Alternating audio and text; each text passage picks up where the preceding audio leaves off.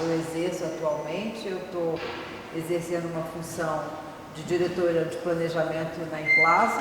A Implaza, para quem não conhece, é uma empresa de 40 anos, que na sua origem teve um papel muito importante para alguns marcos regulatórios que aconteceram na cidade, na região metropolitana. Tem aí a Lei de Proteção de Mananciais, tem a Lei de Zoneamento Industrial, que já vinha no bojo de uma preocupação ambiental nos anos 70, quando isso só ganha escala e centralidade na política pública a partir dos anos 90.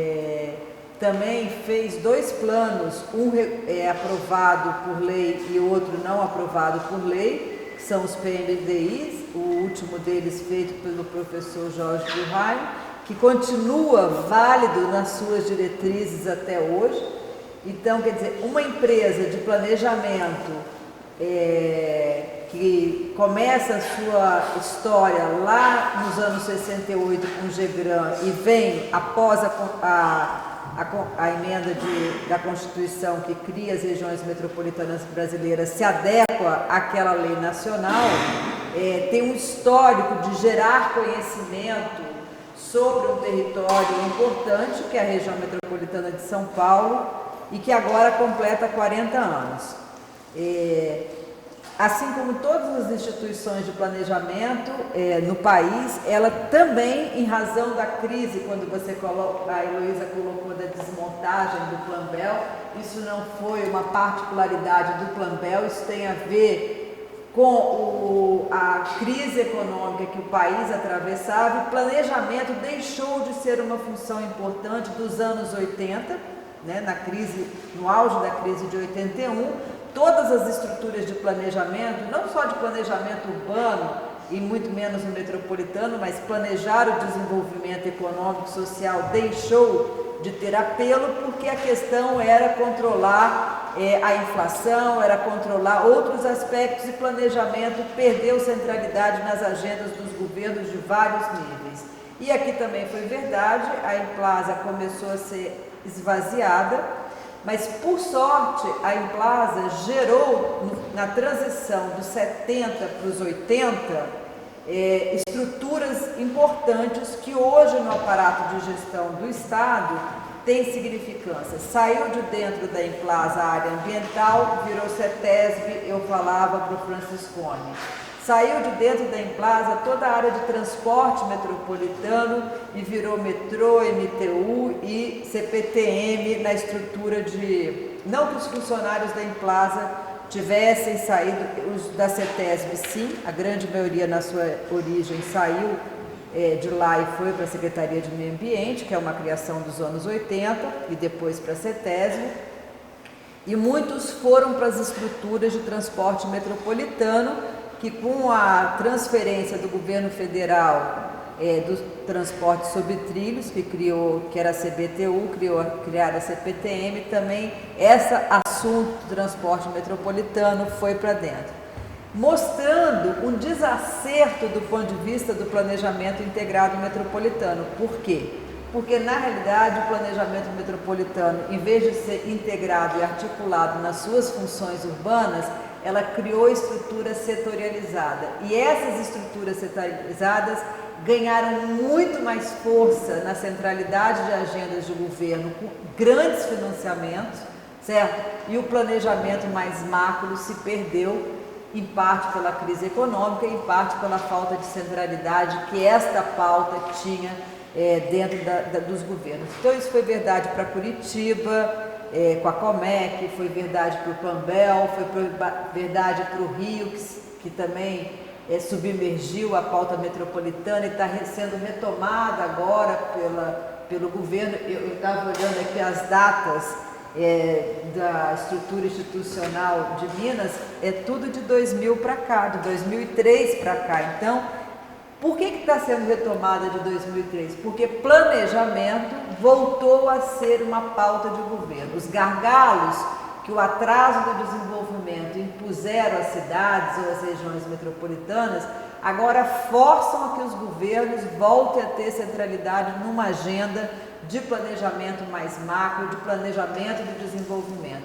Isso também é verdade aqui em São Paulo. A Implaza, nos últimos 10 anos, voltou a ter centralidade na agenda, a ponto do governo, do mesmo partido, ter criado uma Secretaria de Desenvolvimento, certo? E assim como Minas, que também criou, na crise posta pela pressão social dos movimentos que aconteceram em julho do ano passado, faz enxugamento daquilo que eles mesmos criaram como novidade, que foram os aparatos políticos, de poder político, que foi a Secretaria de Desenvolvimento Metropolitano, que se extingue, igualzinho a Minas aconteceu em São Paulo. Em 2012, 13, o governador aqui também extinguiu a Secretaria de Desenvolvimento Metropolitano e vinculou essa pauta à Secretaria da Casa Civil. Vocês voltaram, né, para uma Secretaria de Planejamento,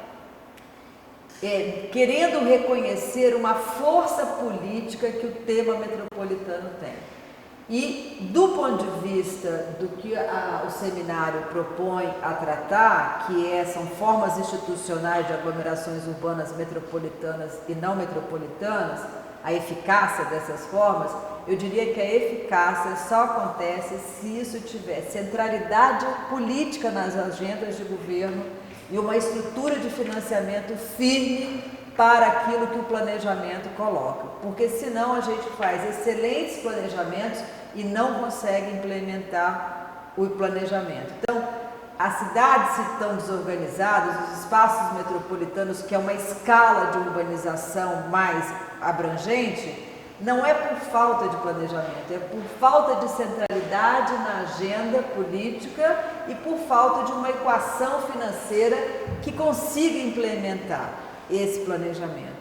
E eu avalio, eu olhando o último plano que a Implaza fez nos anos 90, quando o Jorge teve na presidência da Implaza, aquelas premissas e aquelas propostas que estão ali estão válidas até hoje, porque não se implementou aquilo, né? Então, hoje, os gargalos econômicos do desenvolvimento e mesmo os gargalos sociais são porque aquele plano não foi executado, ou seja, não foi por falta de planejamento, foi por falta de centralidade na execução e mais, por falta de uma equação financeira firme que pudesse fazer avançar. Então, nós submergimos com a crise dos anos 80 no processo de planejamento, desorganizamos as estruturas de gestão institucional e quando retomamos com centralidade da estrutura de gestão, copiamos o mesmo modelo do passado que não deu certo. Então, a minha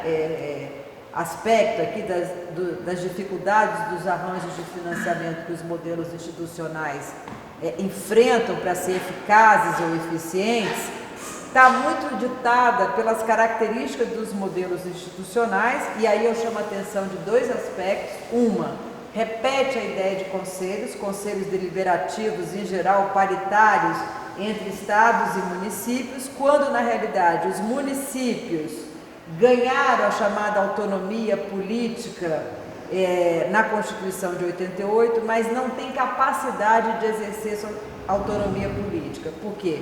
Não se enxergam e não atuam como metropolitano. Os municípios, eu imagino o quanto que vocês, ao discutir com o município, ele está querendo saber o que o município dele vai ser beneficiado, né? E aí, também a delimitação política legal que os estados impuseram a esses territórios não ajuda e não contribui para que os municípios ou seus prefeitos consigam se ver como municípios de território metropolitano. Aqui, como vocês viram o mapa que a Heloísa colocou, ali tem, na origem eram 14 municípios metropolitanos. Hoje eles são 34 municípios metropolitanos. Mas para acomodar os interesses políticos dos prefeitos que querem ser municípios metropolitanos, porque acham que vão ter privilégio de acesso de recursos, eles acomodaram com mais um colar metropolitano para acomodar esses municípios. Esses municípios do colar metropolitano acham que devem ter baixíssima integração urbana com o núcleo que está ali constituído, que de fato é metropolitano, que é aquele que tem conurbação, que tem trocas econômicas, demográficas intensas e que, portanto, é a escala metropolitana desse território. Em São Paulo é a mesma coisa, nós temos 39 municípios, eu diria que 20 são metropolitanos, entendeu? Santa Isabel, Arujá, São Lourenço da Serra, esses municípios não têm integração forte do ponto de vista da urbanidade que o território metropolitano exige para que você possa tratá-los como metropolitano. Então, na hora que você vai fazer a discussão política de um projeto, ou mesmo técnica de um projeto, esse município que não é afetado por aquelas decisões, ele não vai participar, mas ele pode prejudicar. Então, a própria constituição política dessas regiões metropolitanas, que esse é um problema dos nossos governadores e das nossas assembleias legislativas, que forçam a entrada de municípios em leis de criação de região metropolitana, achando que está privilegiando o município a ter acesso de recurso. E aí, para piorar a situação de região metropolitana, as políticas nacionais são todas municipalistas. Se a gente pegar a Política Nacional de Resíduos Sólidos, ela é uma política municipalista, como se resíduo sólido pudesse ser resolvido, pela escala que o problema é, por um município. Não dá. Então, quando a gente olha, no caso de São Paulo, ele consegue resolver porque ele tem uma escala de produção de lixo que dá retorno financeiro. Mas se você pegar a sub-região de Morato, Franco da Rocha, Mariporã, que são municípios pobres e que têm baixa geração de volume de lixo para que a conta financeira de uma operação regionalizada ou mesmo individual se resolva, aterro sanitário é uma coisa muito cara, tem muito município que não tem condição de ter aterro controlado. E essa é uma solução que tem que passar pela articulação. Mas a política nacional, ela não é regional, ela é municipalista. Então, o município não tem capacidade financeira e fiscal de fazer frente a esse assunto, e a mesma coisa são as políticas habitacionais. O que o município faz de política habitacional? São todas dependentes do programa Minha Casa Minha Vida, que é um programa federal de repasse para o município. Claro que o prefeito quer, ele não tem ônus nenhum. Ele só tem o benefício, mas ele cria distorções que aonde que esse programa está indo nas regiões metropolitanas, aonde é terra barata e aonde o problema precisa ser resolvido, o Minha Casa Minha Vida não consegue. A gente mapeou, vocês também, então Minha Casa Minha Vida deve estar pulverizado ao redor de Belo Horizonte, aqui está fora do município de São Paulo, quando o grosso do problema está no município de São Paulo, ou na Baixada Santista, na parte do litoral. E não consegue, porque a terra é cara e o Minha Casa Minha Vida não consegue atingir aquilo onde o terreno é muito caro. Então, as políticas federais de repasse de recursos são municipalistas e não contribuem para enfrentar os problemas regionais que a escala de urbanização, que a escala metropolitana requer. Então, a concertação necessária, política, para tratar isso, tem uma esquizofrenia entre a política que é desenhada nacional e aqueles requerimentos que um desenho de política regional metropolitana exige, né? E aí os modelos institucionais reproduzem, como eu estava falando, aquele modelo dos anos 70, que são de conselhos, senta o Estado, senta o município, como o Estado, como tem ainda uma capacidade de investimento maior, ele leva o programa e os conselhos e os prefeitos concordam, porque ele quer que o trem chegue lá, que o corredor de ônibus da MTU chegue lá, que a Sabesp faça os investimentos. Ele vai dizer que ele não quer? Todos os programas do Estado que foram levados nos conselhos deliberativos, os municípios concordaram. E que eu percebo na avaliação que eu fiz em São Paulo? Os conselhos deliberativos das N regiões metropolitanas criadas aqui não tem pauta regional. A pauta é sempre municipal. E aí, a outra perna do modelo, que é o fundo de financiamento, atende o que eu chamo o varejo dos prefeitos. né? Eu vi a Heloísa colocar ali, o fundo metropolitano tem 1 milhão e alguma coisa. Você não consegue fazer 1 quilômetro de corredor de ônibus com aquele recurso do fundo. O conselho, todos têm um fundo, todos têm uma agência técnica. Então, do ponto de vista do repasse dos programas federais, nada vem para esse fundo. Eu digo quando você disse que a pauta, os prefeitos decidem, o Estado está fazendo a pauta dos municípios.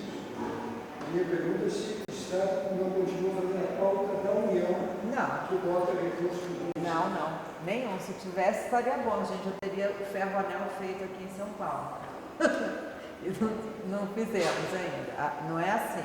Então, o primeiro aspecto que eu queria chamar a atenção então dessa característica do modelo dos conselhos deliberativos, que tem essa participação de prefeitos e representação do governo estadual, mas a falta de foco na pauta de deliberação. E também os prefeitos não têm o foco metropolitano, eles levam suas demandas que são municipalistas. Então, o recurso do fundo serve para atender essa demanda pequena de município, que não é a demanda regional metropolitana. E aí, uma coisa que Belo Horizonte está fazendo, que eu acho muito louvável e que eu acho determinante para você decidir a alocação de investimento, é um plano metropolitano. Porque na hora que você tem um plano metropolitano, você diz, eu quero que esta área cresça, eu quero que esta área se requalifique, eu quero que essa área tenha uma estrutura de sustentabilidade ambiental. E você vai alocar os recursos de orçamento, de investimento, do governo do estado, do governo federal e dos municípios, se você observar aquilo ali. Então, como nós não temos, aqui no caso de São Paulo, nós não temos um novo plano, ou se quiséssemos adotar aquele do final dos anos 90 feito pelo Jorge, quando esteve na Emplaza, a gente poderia dizer, olha, quando for fazer o PPA, observe aqui que é isso que nós queremos de alocação, é neste território que a gente coloca. Quando cheguei na Emplaza, fiz uma avaliação do PPA do Estado e mostrei para alguns secretários a esquizofrenia do investimento. A habitação está para cá, o transporte está para cá e o saneamento está para cá. Quer dizer, como é que você pode ter qualidade urbanística, um parâmetro urbanístico, que é o que vocês vão fazer na ZIM, se o investimento, cada um corre para um lado? Então, aonde tem habitação não tem transporte, aonde tem saneamento não tem transporte, e por aí vai, né? Precisa, na realidade, que o território seja a plataforma de integração dessas políticas setoriais. Então, a organização do setor público brasileiro é setorial, o orçamento é setorial e as pessoas desconhecem, os agentes públicos, o território como uma possibilidade de integração dessas políticas setoriais, né? E essa ausência de planos, eu acho que que poderia, por um lado, orientar essas pautas mais de integração, a ausência deles direciona pautas para outros encaminhamentos que são mais pontuais.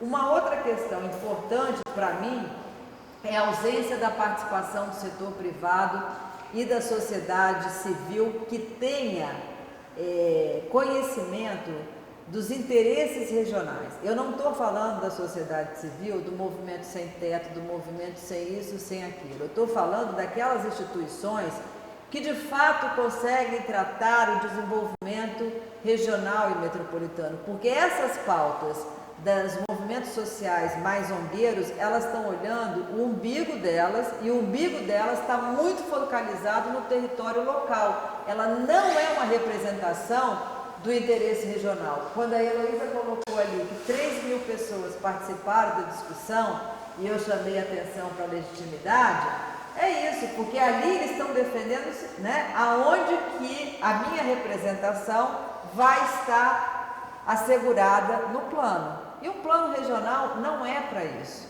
Um plano regional é para você trazer eficiência para o território, para o desenvolvimento ambiental, econômico, social. E se isso tudo conseguir ser reunido, a qualidade de vida vai aparecer, porque você vai garantir parâmetros mínimos de qualidade da urbanização, né? Todos têm que ter água, esgoto, luz e transporte público, todos. tem que ter um parâmetro mínimo, certo? E é essa que é a diferenciação territorial que eu acho que a pauta da ausência de interlocução com determinados segmentos prejudica na hora da construção da formulação do plano.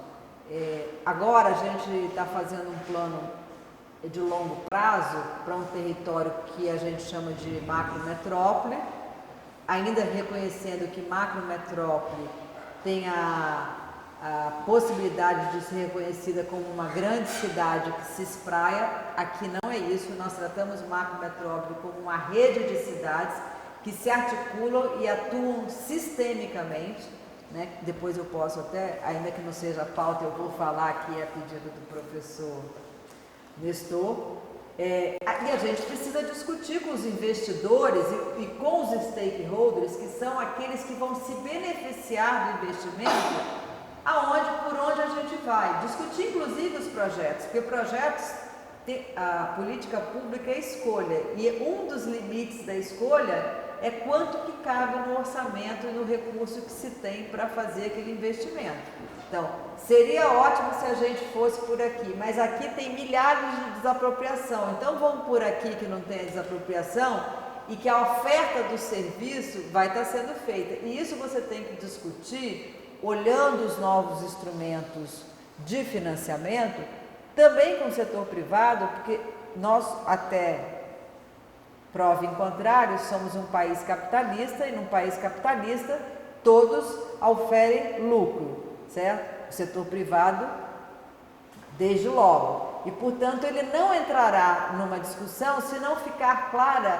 qual é a possibilidade de rentabilidade que aquele investimento da qual ele vai participar financeiramente vai lhe dar. Então, tudo isso tem que ser muito claro, muito transparente, porque nós no governo, não temos a clareza de discutir o projeto, tornar público a discussão de quem participa com o que em cada parte do projeto.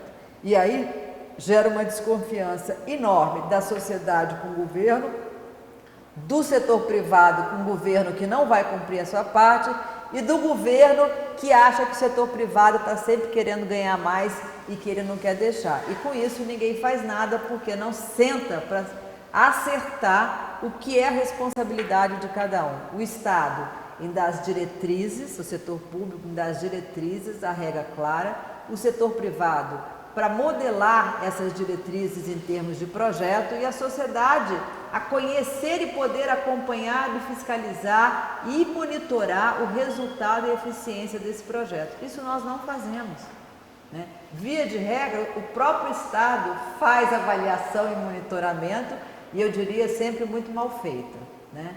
Estou falando não do Estado de São Paulo, estou falando de modo geral da minha avaliação do quanto eu estudo essa pauta metropolitana, isso é regra geral para o Brasil inteiro. Então, essa ausência de interlocução com o setor privado e com a sociedade naquilo que é relevante, e mais do que isso, também com os órgãos de controle e de licenciamento. O Estado não se antecipa aos problemas que o licenciamento e o controle lhe impõem, porque o óbvio era que ele apresentasse o projeto para o Ministério Público e explicasse para ele, olha, esse projeto é assim, os resultados que se espera com esse projeto, os benefícios sociais públicos são esses. Não. Aí um movimento de 0,01% da população, como foram os moradores do Morumbi aqui, não que eu defenda o monotrilho, porque eu acho ele um horror para a paisagem urbana, certo? Mas eu não tenho dúvida que transporte de alta capacidade é fundamental para áreas metropolizadas como São Paulo. Aí o 0,01 vai lá, em geral faz parte da mesma classe social que o promotor e consegue parar a obra de mobilidade urbana de uma área importante do Estado de São Paulo. Claro, todo o potencial da Procuradoria-Geral do Estado vai lá e suspende a liminar do Ministério Público e continua a obra. Agora, quem paga o prejuízo? Não é o Ministério Público. Quem paga o prejuízo somos nós, contribuintes. Então, o Estado não consegue explicar. A mesma coisa do ponto de vista dos licenciamentos. Esses licenciamentos se arrastam milênios, porque de um lado também os operadores desse licenciamento morrem de medo de licenciar uma coisa e o Ministério Público entrar com uma ação contra esses funcionários de órgãos de licenciamento. Então a gente veio ver uma esquizofrenia da gestão operacional de investimentos que precisam alavancar o desenvolvimento, que na realidade só prejudica a todos, né? Atrasa os investimentos, emperra o desenvolvimento e todo mundo fica imobilizado e sem nenhuma responsabilização pelos seus atos. O Ministério Público não se responsabiliza pelos prejuízos que causou à sociedade e muito menos ao governo, porque na hora que suspende a obra, tinha um contrato e se a obra atrasou, não foi pelo empreiteiro, foi o Estado. Então o Estado começa a pagar multa sobre aquele contrato. A obra que, fora as roubalheiras, a obra que poderia custar tanto, vai custar muito mais, porque afinal o setor privado disse que fazia num tempo tal sobre um determinado valor. Ele parou a obra, ele levou prejuízo já, né? E isso não é contabilizado. Então eu acho que esses modelos de gestão, eles são mal arranjados e tem fragilidades do lado do setor público, do lado da sociedade, do lado dos órgãos de controle para uma operação mais eficiente. Do ponto de vista de um outro característica do modelo, é a questão do financiamento centrado em fundo, que tem baixo volume de recursos para custos de investimento que os projetos requerem.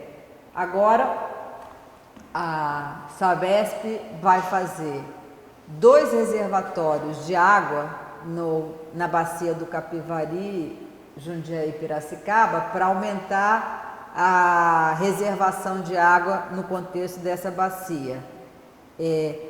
O fundo de Campinas são 10 milhões.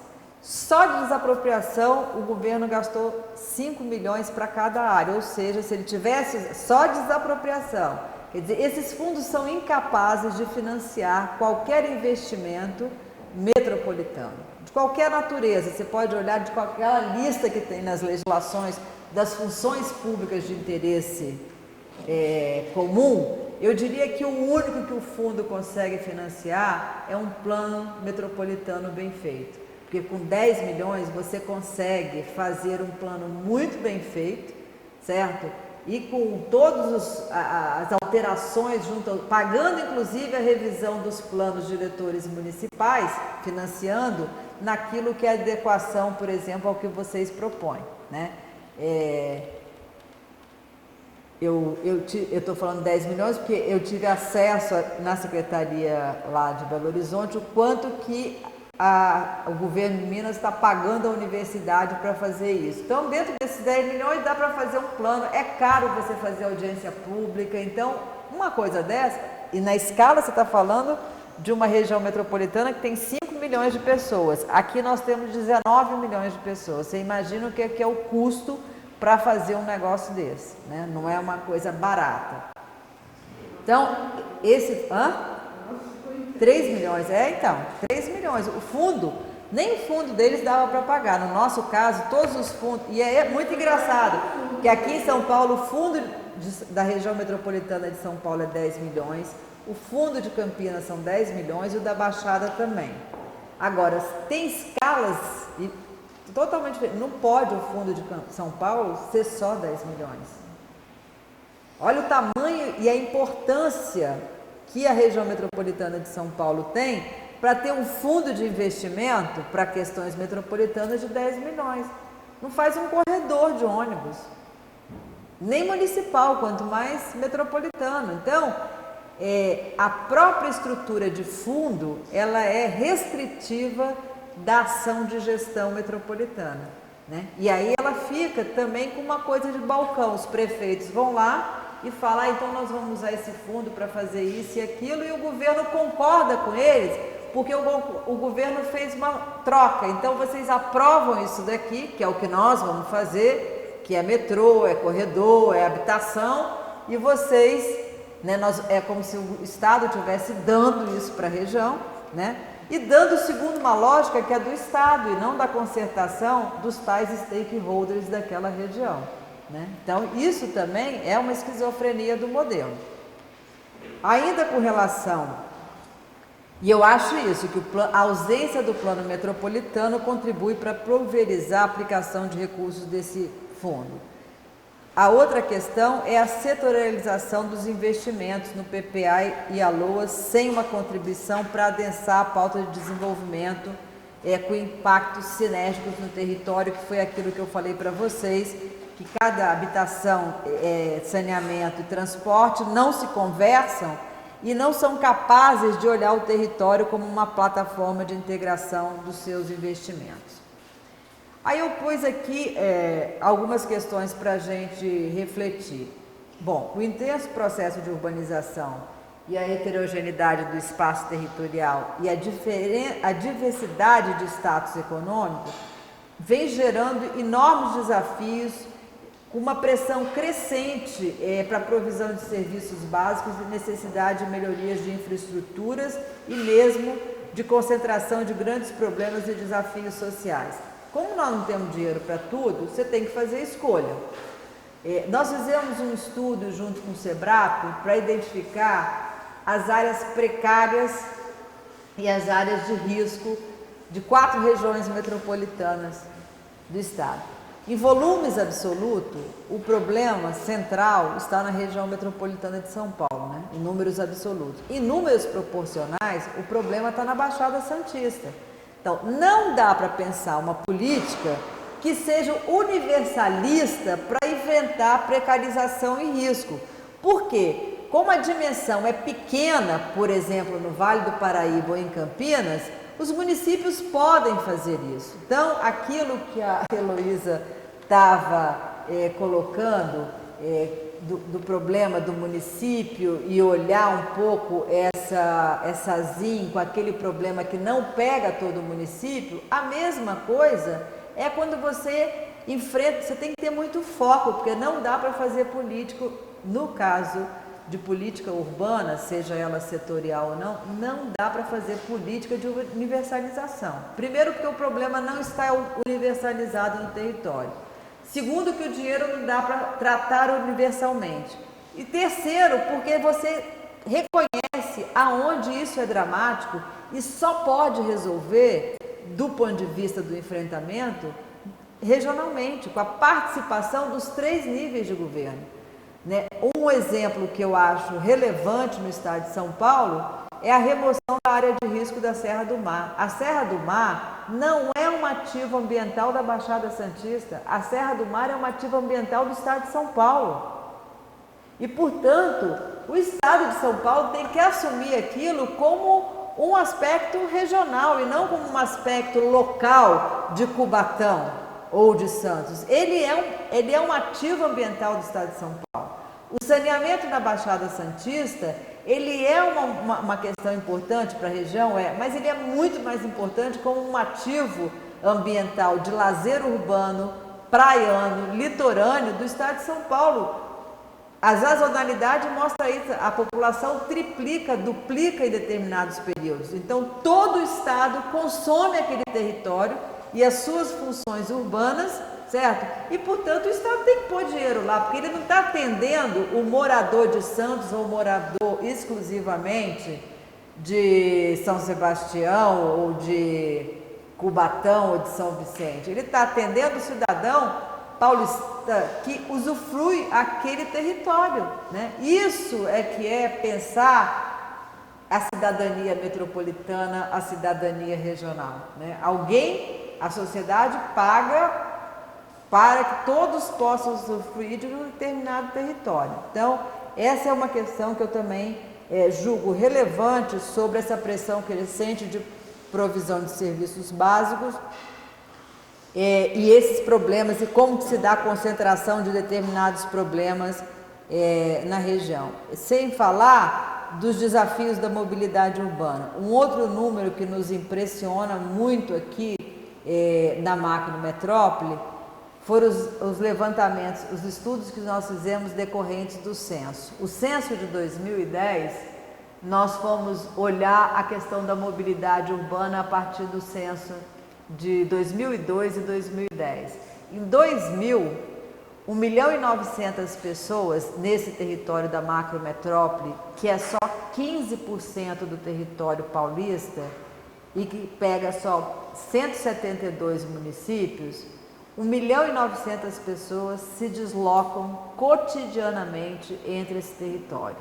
Desses 1.900.000 pessoas, 1,5 milhão entra na cidade de São Paulo e se redistribui para Guarulhos, ABC e Cotia, ficando 1 milhão na cidade de São Paulo. Ou seja, quem vem de Piracicaba, Jundiaí, Campinas, Sorocaba, Vale do Paraíba, 1.600.000 pessoas e 1 milhão fica na cidade de São Paulo. Então o impacto, para além de nós já sermos 10 milhões na cidade, o impacto dos deslocamentos da mobilidade urbana são reforçados externo ao município. Né? Eles deixam de ser metropolitanos, eles passam a ser macrometropolitanos. Bom, aí fomos ver o que aconteceu no censo de 2010. Dobrou, são 3 milhões de pessoas fazendo esse percurso e metade vem para a região metropolitana de São Paulo. Né? Então, isso é um impacto enorme na dinâmica metropolitana e nos serviços. E detalhe, ninguém paga tributo ao município de São Paulo. O tributo está pago lá, o IPTU, claro que no ISS sim, porque eles usam serviços aqui. Mas eles pressionam, porque eles passam o dia aqui, os equipamentos sociais daqui, porque eles consomem saúde. Uma outra questão e educação, porque a gente viu no censo de 2010, eles separaram o que é a população que faz pendularidade, trabalho e educação. 70% faz pendularidade por motivo trabalho e 30% para educação. Portanto, os equipamentos de educação também sofrem impacto dessa pendularidade. Isso só mostra a integração desse território e o grau de complementariedade. Aí nós fomos para um outro dado, que é a OD de cargas. Nós pegamos a OD de cargas do Estado e espacializamos fluxos, origem, insumo e produto dessa OD. 65% da carga do Estado de São Paulo tem origem e destino no território da macrometrópole, mostrando o grau de integração da atividade produtiva econômica naquilo que é só 15% do território.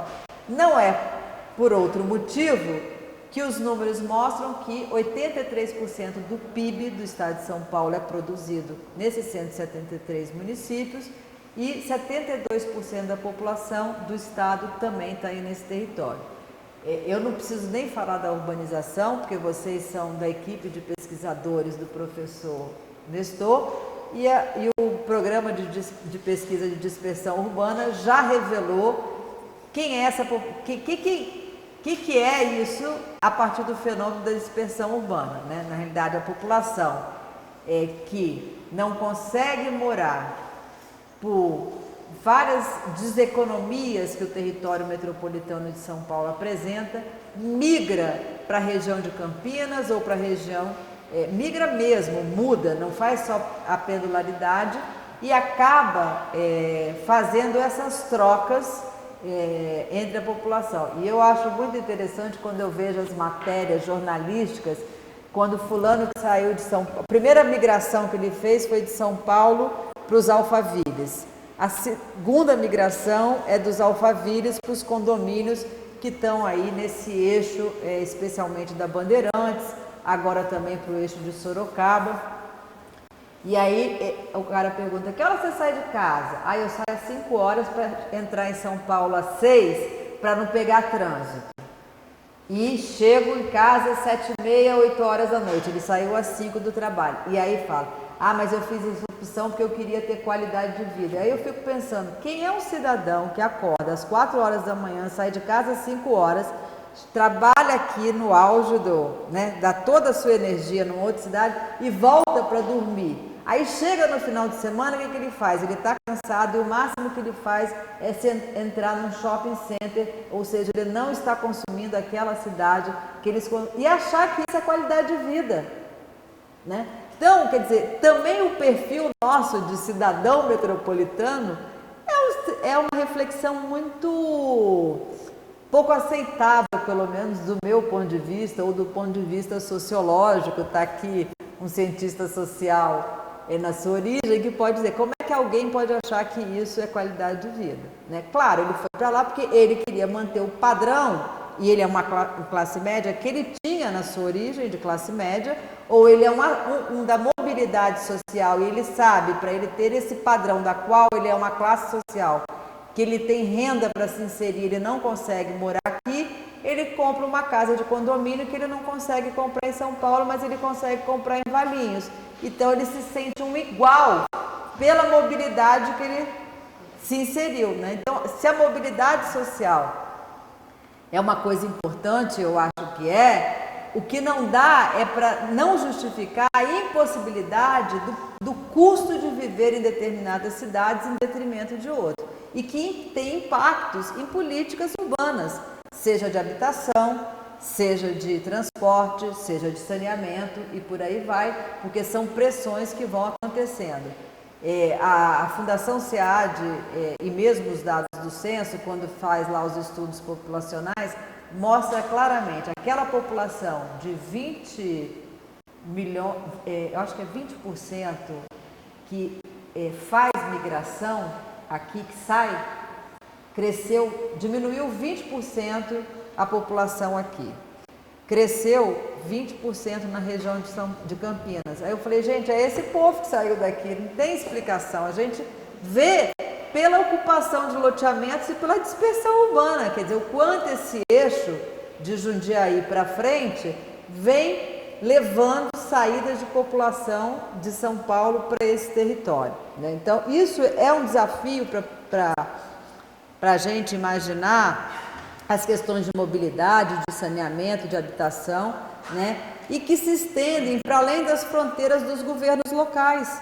Esse não é um problema que o governo local é capaz de enfrentar, né? Ele é nitidamente, ele abrange, na realidade, distintas divisões aí, jurídico-administrativas do território, e que na maior parte das vezes vão ser enfrentados por mais de um município, né? Então, essa é uma questão importante. Eu andei discutindo com o pessoal da Autoban por outros programas, que é uma concessão do Estado, o quanto os municípios querem alterar o contrato de concessão para que aquela concessionária atenda os interesses municipais, né? Então, isso quer dizer, eles acham que aquela concessionária tem que resolver os problemas de viário deles, né? Então, tem essa dificuldade da eficácia da gestão metropolitana por esse pensamento que eu diria estreito dos municípios em só quererem ser metropolitano para ter acesso a recurso, mas são incapazes de discutir um projeto metropolitano, de caráter metropolitano. Então, esse modelo de gestão, que é centrado em conselho paritário entre municípios e Estado, ele é ineficiente. Ele se mostra ineficiente, porque eles não são capazes, primeiro que eles não são eleitos pelos vizinhos, pelos moradores dos vizinhos. Então, ele não tem compromisso com o serviço regional, ele tem compromisso com o serviço que ele está botando para o seu cidadão. E se o seu cidadão pressiona em outro município, isso não é um problema dele, é o problema do outro município, né? Então, esse é um outro aspecto que eu acho que é importante. Eu acho que a gente tem que ter diferentes estratégias para estabelecimento de arranjos intra- e supramunicipais nas áreas metropolitanas. Não dá para ter um modelo único. Eu acho que cada caso é um caso. É preciso dar destaque para mecanismos, processos e acordos institucionais que dão sustentação a essa tomada de decisão para uma efetividade na execução e gestão dos problemas que são complexos. E também, quer dizer, se a engenharia institucional tem que ser para cada caso um instrumento, um modelo, também do ponto de vista das formas de financiamento, elas podem ser passíveis de adotar modelos de financiamento distintos, olhando as melhores práticas de coordenação metropolitana. E nesse sentido, eu acho que as relações público e privadas comportam uma formulação e uma execução de financiamento de projetos de interesse comum de vários municípios, que esse é um foco que a gente tem que perseguir. As políticas públicas setoriais, eu já falei, são em geral de corte municipal, né? Falei do exemplo de resíduos sólidos, e os arranjos institucionais da equação financeira, elas não só têm que ser caso a caso, porque a gente tem uma avaliação da incapacidade fiscal e financeira dos municípios de fazer frente a demandas de investimento, porque a equação não fecha. A gente fez um estudo, está aqui, que é Finanças Públicas, Capacidade de Investimento da Macrometrópole, onde a gente mostra como os municípios não são capazes de participar numa equação financeira. A capacidade de investimento e de se endividar é precária. Daqui, o município que está bem na cena é Jundiaí, esse tem capacidade.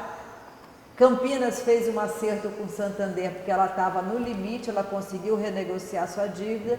E São Paulo, eu diria que mantendo o que ela tem que pagar de taxa de juros pela lei de responsabilidade fiscal, ela jamais, o município, por melhor que o prefeito seja, ele jamais terá capacidade de investir em qualquer coisa. Ele é dependente do governo federal e do governo do estado para fazer os investimentos que estão aqui. A gente olha, a arrecadação de São Paulo sobe, mas como a lei de responsabilidade fiscal impõe 13% em cima daquilo que ele arrecadou, ele está sempre devendo. Então, é preciso, eu me lembro na eleição para prefeito, eu conversando com o secretário da Casa Civil, eu falei, por que vocês não escrevem um artigo defendendo, antes do resultado da eleição, defendendo a revisão da lei de responsabilidade fiscal para São Paulo, porque São Paulo tem impactos de todos os lados e ele jamais vai sair do lugar.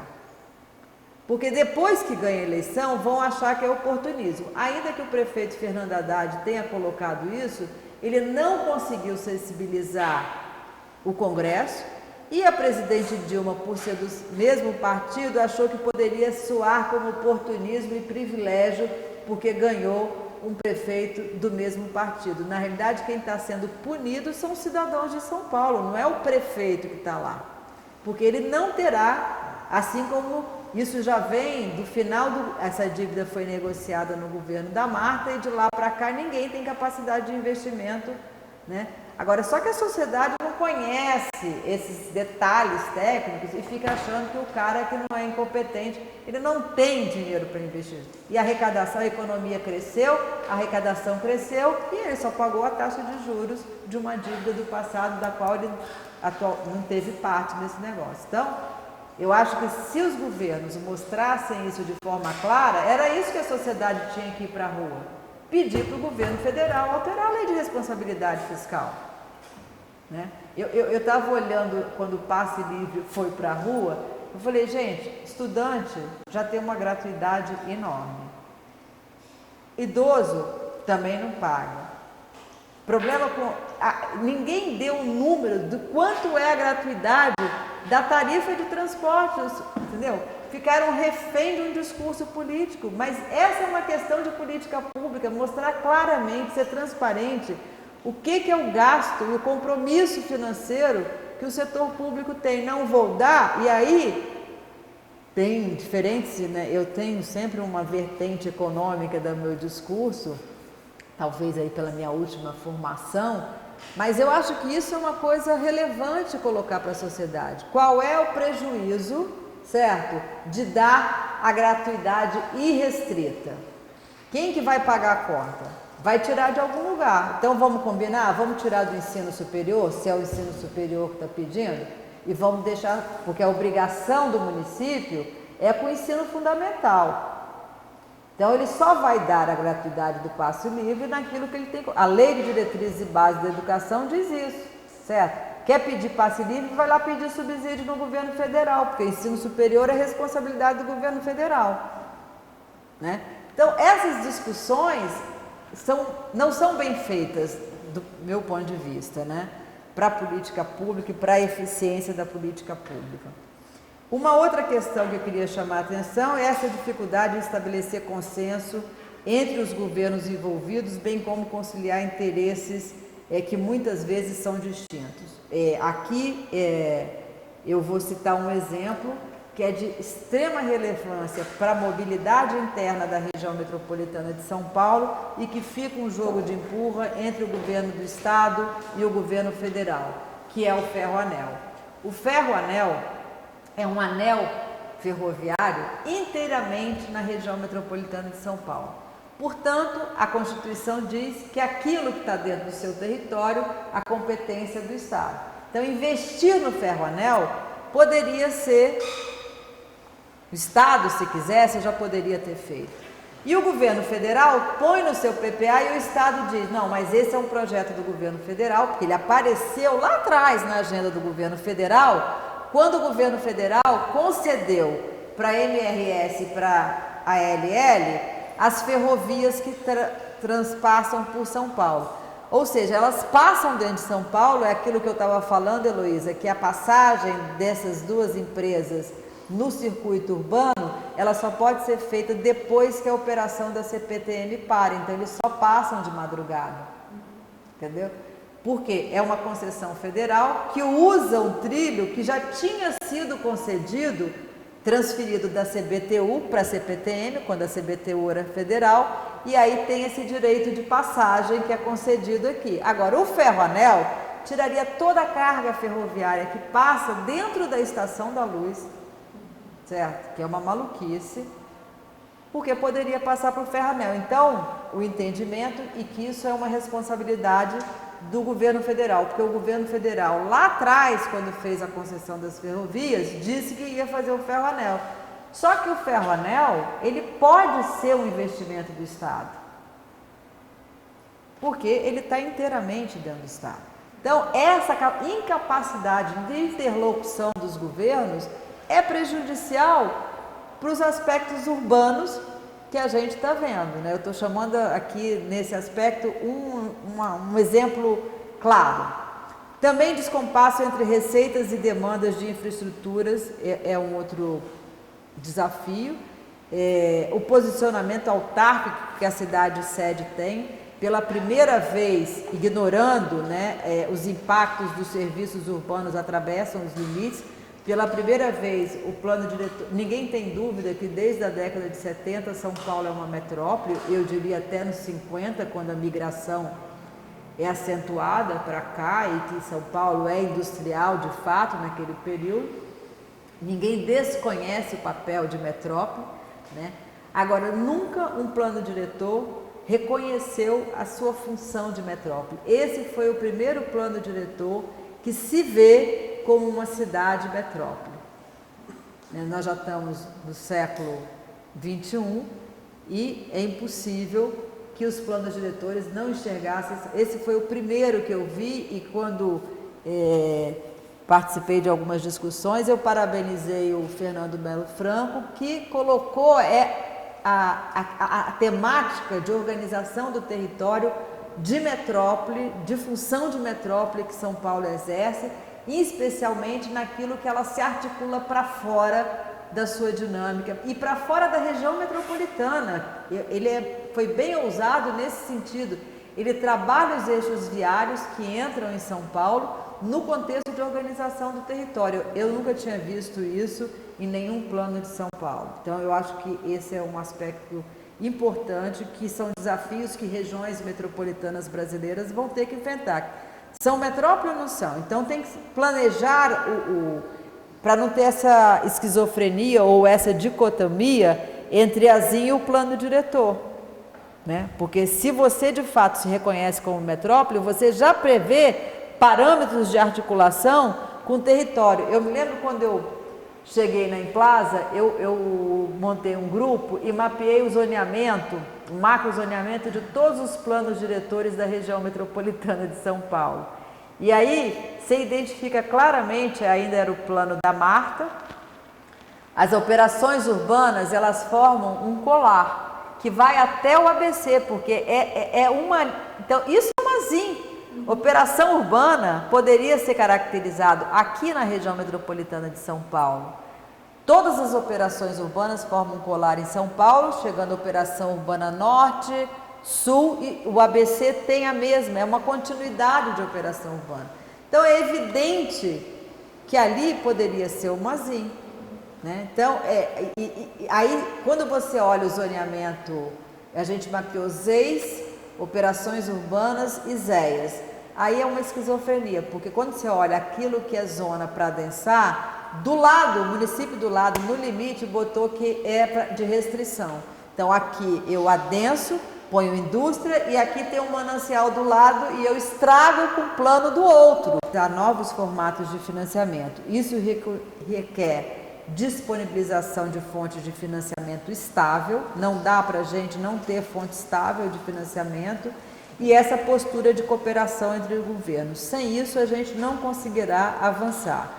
É preciso de uma grande articulação com o setor privado e a sociedade como parceiros do projeto. Eles precisam entender o projeto, ser parceiros do projeto, dar legitimidade ao projeto. E aí, para isso, os meus últimos pontos aqui é que existem mecanismos possíveis para isso. Um deles é a PPP, a outra são as concessões, os convênios urbanísticos, consórcios interfederativos, aproveitamento de ganhos invisíveis da ação pública, como é que o Estado, os municípios capturam a valorização imobiliária desses investimentos públicos.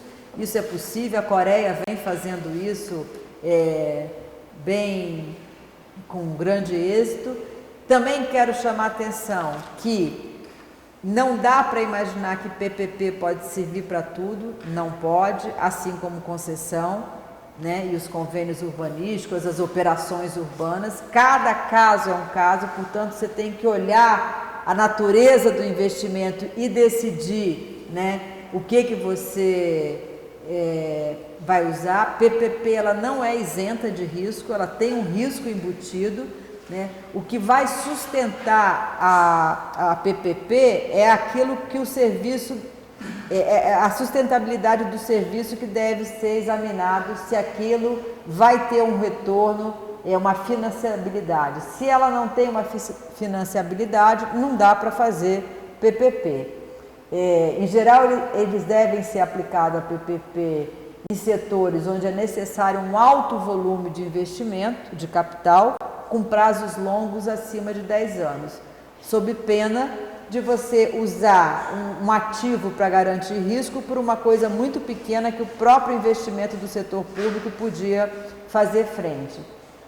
A PPP ela exige um forte marco regulatório. Eu acho que na área de mobilidade, as concessões de rodovia foram um bom exemplo, porque esse marco regulatório já está chancelado por todas as instâncias jurídicas. Todas as ações que se entrou contra as PPPs de rodovia, elas já foram decididas no Supremo Tribunal Federal, graças ao Requião, que lá atrás entrou com todas as ações contra as PPPs de rodovia no Paraná, e que ajudou a que tivesse estabilidade no marco regulatório de concessão de rodovias, que a PPP é uma parte, né, um exemplo de concessão patrocinada. Então, o marco regulatório é uma coisa importante. Outro aspecto importante é como que você garante, dá como garantia as questões de risco de PPP. No caso de São Paulo, a venda do Banespa propiciou que o Estado tivesse uma carteira de 20 bilhões de ativos para calcionar as PPPs que estão aí feitas. No Estado de São Paulo tem a Companhia Paulista de Participação, que é onde esses ativos são geridos, e através do comitê gestor ele diz qual é o investimento que é possível fazer PPP ou não. Aquilo que não dá para ser PPP vai para uma concessão administrativa tradicional, que essa é a tarifa que lhe sustenta. Numa PPP de grande investimento, a tarifa não é suficiente. O que garante rentabilidade numa PPP desses do estilo moderno são os serviços associados àquele investimento que ele faz. Então, por exemplo, a linha do metrô, é tudo que ele está botando de serviço dentro do metrô. São shoppings, são N outros serviços que ele vai oferecendo e que ele cobra pela oferta desse serviço. Essa de iluminação pública, essa PPP de iluminação pública que a Prefeitura de São Paulo está fazendo, um poste nunca vai valer tanto a partir dessa PPP, porque não é simplesmente trocar as lâmpadas, é toda uma inteligência que vai estar articulada, e são esses serviços que ele vai agravar de transmissão de dados, de controle de conta e consumo na sua própria residência, que vai poder baratear o custo da tarifa de energia a partir desse modelo de PPP. Então, são os serviços que são agregados que tem que avaliar corretamente o risco. E aí, para isso, o privado tem soluções muito mais eficazes que auxiliam o setor público a alcançar resultados definidos por níveis de desempenho, de prestação de serviço. Ele tem muito maior flexibilidade para incentivar a inovação e incorporar melhores soluções tecnológicas de gestão, porque nós no setor público atuamos com a lei de licitação, a gente compra pelo menor preço e nem sempre o menor preço é a melhor solução tecnológica ou capaz de inovar, porque isso sempre tem um poder de barganha muito menor numa negociação de licitação do que numa compra do privado.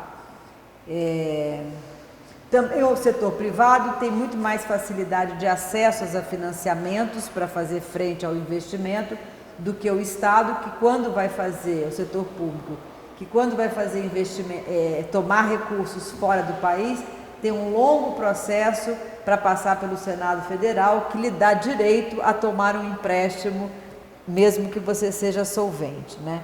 Então, eu ficaria um pouco aqui, poderia falar de concessão, de uma outra fonte que eu acho que é nova, que foi regulada pelo governo federal e que ainda foi pouco explorada, que são as debêntures de infraestrutura e os fundos de infraestrutura que estão sendo modelados. O que está sendo modelado mais recentemente é um que o Banco Fator está fazendo para enfrentar a questão de resíduos sólidos. Então, essas são alternativas de financiamento, para além dos fundos, com muito maior capacidade de alavancagem, e que para isso a gente precisa necessariamente sentar e conversar com o setor privado. Então era isso que eu queria colocar. Obrigada.